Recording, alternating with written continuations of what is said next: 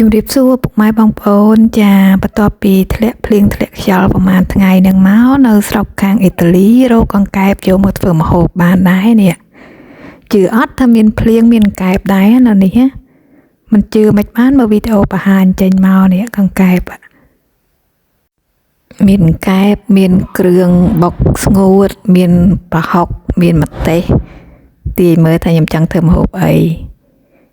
ចាគឺបានប៉ុណ្ណឹងមកគឺអាចធ្វើម្ហូបបានហើយគឺឆាគ្រឿងកង្កែប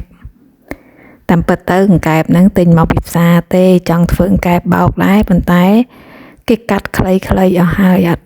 មានតែមួយកណាត់ក្រោមអត់មានពោះវាអញ្ចឹងញាត់គ្រឿងអត់កើតក៏យកមកឆា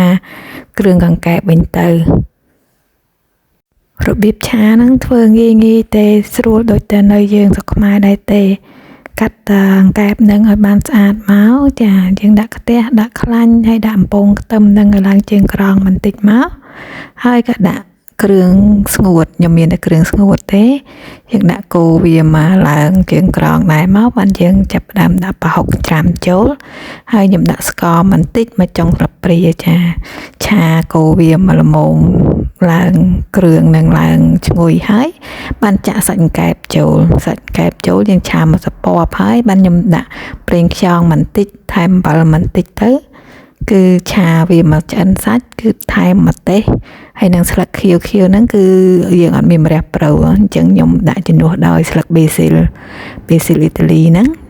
ក្លិនវាពេលឆាឆ្អិនទៅស្តៀងនឹងម្រះប្រូយើងដែរចាចឹងនេះឆាគ្រឿងម្រះប្រូយើងបានរួចរាល់ហើយចាតំណងអត់ឆ្ងាញ់ណាយូរបានញ៉ាំម្ដងឯនៅនេះ